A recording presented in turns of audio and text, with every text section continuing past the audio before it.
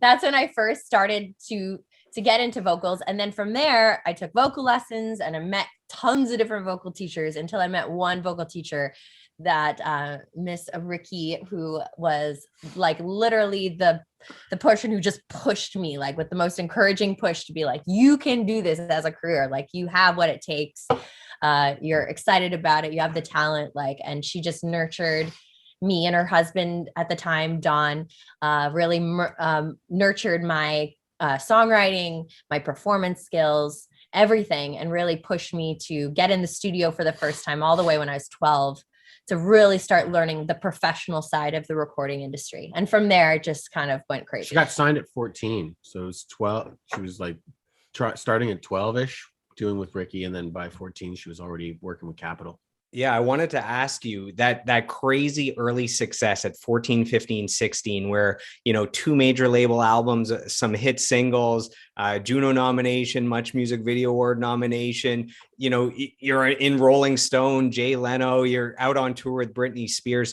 I almost nobody on the planet knows what that's like, what that experience is like. Can you just, in a short burst, let us know what it's like to have that amount of success that early?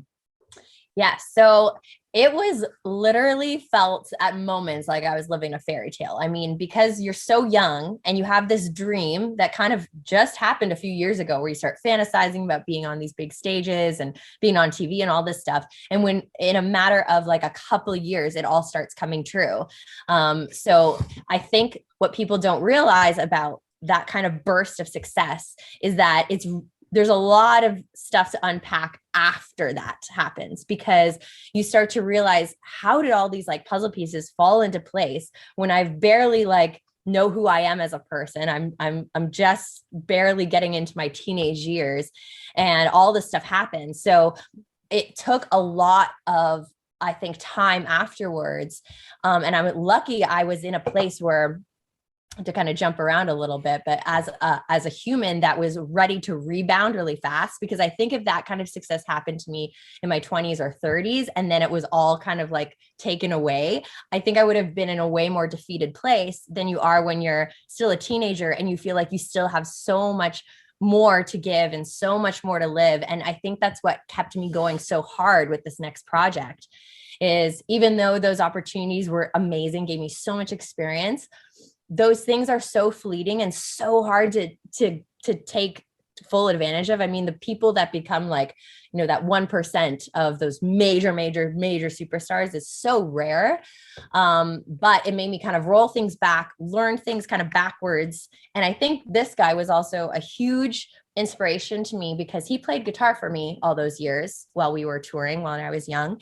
And Matt was an artist through and through. While we were on the tour bus, in between shows, he's working on his laptop, learning Pro Tools and recording his own music in between shows, and telling me and educating me about all these different bands and all this music history. And it really made me kind of excited to kind of... Can't pin it on me. You've done this before. I feel like you're pinning it on me. It's not my fault. Yeah. But I think it made me kind of almost romanticize the coming up process that I didn't have with my solo career, where you're in a van with your, 4 best friends traveling across America, playing kind of dead shows. I know after playing arenas, people be like, why are you fantasizing about like going across America on a road trip in a band, like in a van, but those ideas of kind of like that, road trip when you're a teenager with your friends and that kind of stuff really still appealed to me as something I wanted to experience. So those things about getting into the grimy clubs and really experiencing all the different levels of the music industry, not just like the Capitol Records life, but like really meeting people from all walks of life all through the whole industry was still something I wanted to discover, and which I've been so grateful to discover with Sumo Cyco, as we really have built this from like step 1, step 2, step 3, all the way up to where we are. So it's been cool to be able to do it twice in 2 different genres. Let's just say that it's been really rewarding. Yeah. And unfortunately, a lot of bands and artists that make it big and then drop off, there's this, they start to have mental health issues because they realize that most likely the best has already passed them. Like their biggest moments, their Sky's most Sky's had a couple of those, like, fuck, you know. How will I ever get to like a late night talk show again? Like that's an impossible goal. we don't even make that a goal. Like with sumo, it's just like, hey man, if people like us enough, that's fine. But you know, we kind of, when you're with that kind of a company like a Capitol Records, like there's a lot of money being pushed into the project, a lot of extra cogs and wheels going on to make sure that you get to that talk show. It isn't just like, oh great, you got a good song. There's a lot more going on there. And when you get to that level and it's awesome, you also see the bad side of it, which is like you can caught up in it and expect it to be like, oh, my next single will do the same thing. And that's not how it works either in the industry. So it's like when you can get your head back on that ground where you're like, man, that was amazing. That was something that happened. And now we started this other project. What can we accomplish with this without these people that are, and without constantly comparing not to getting your into the past goal so or your past achievements, right? Is like making it its own thing, its own journey. And when I get into that mindset, I feel a lot better. But I think that I almost tell people sometimes it was the greatest blessing in my life personally to have a moment where it didn't continue on at the pace it was, because it gave me a moment to humble myself. Because if I were to just keep doing those late night shows and opening up for superstars from, you know, the age of 14 all the way into my 20s, I wouldn't have had those moments where I'd have to recalibrate and learn, you know, the real kind of acceptance of a failure, and to realize how valuable failure can be to really grow yourself as a person, to be able to endure through tough times. So I think having that experience and realizing that there are so many ups and downs really, really early really prepared me for like the rest of my life to not be like but you didn't really have any self-centered person who just thinks that's that what I was gonna say. The world is going to revolve around me for the rest of my life. You didn't really have any, I wouldn't call it any kind of failures though. Like I would just say that it maybe Capitol Records wanted it to be the biggest record and it didn't get as big as they wanted. Well, it still sold. What? Let me just say something here. Let's note something. Yeah, here. This was remember this time of years that when Sky was signed was when the record labels were selling records for real. So Sky still sold like 600,000 records on her first attempt. Like, I mean, that's a lot of records to move. That's a gold record if it's all in the US, she did right? Just fine, moving records through for a while. It's just that the second record, you know, didn't get moved the same way from the label. It didn't even get released in the States. Yeah. And then Sky spent 3 years fighting with her manager and all this stuff, trying to get away from all of it so that she could, because she was just doing nothing. She was sitting in limbo for a while.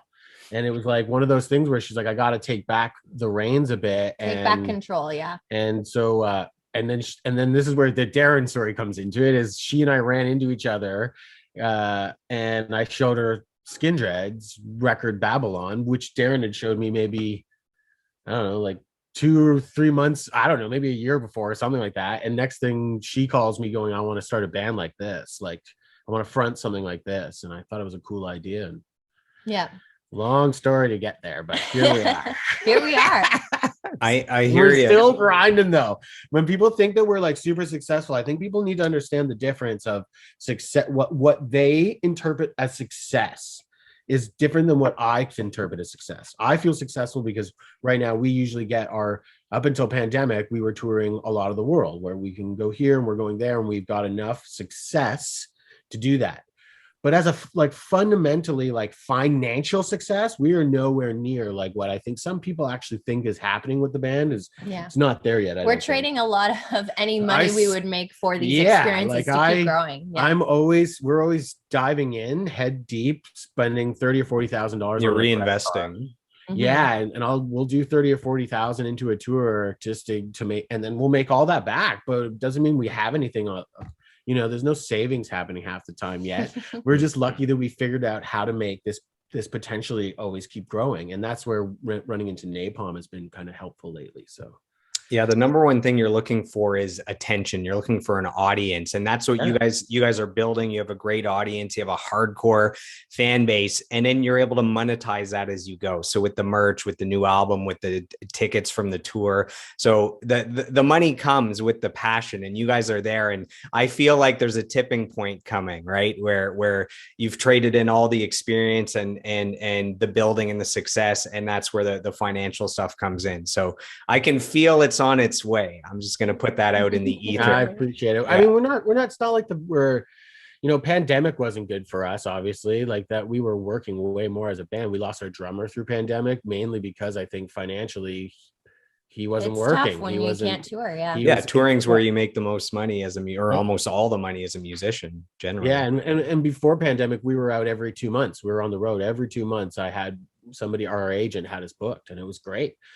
For 5 years almost. And this guy, our poor drummer, man, like he put all his time into it with us. And then, a year of not rehearsing or living with the band, nobody together. And he got a normal day job. And I think he got really used to his normal life. And so we went through a lot on that stuff too. It's been kind of a headache. So it's definitely been a crazy experience going through this pandemic, as I'm sure it is for everyone in their own experiences, but it really obviously has hit the live music industry hard and the entertainment industry really hard. And to see what that's, I guess, that's why we're nervous about this next step, is we're finally kind of leaving the comforts of home for once, stepping into the big bad, world now, and seeing if people, still are receptive and still want to come to live shows, and what the scenario is going to be like.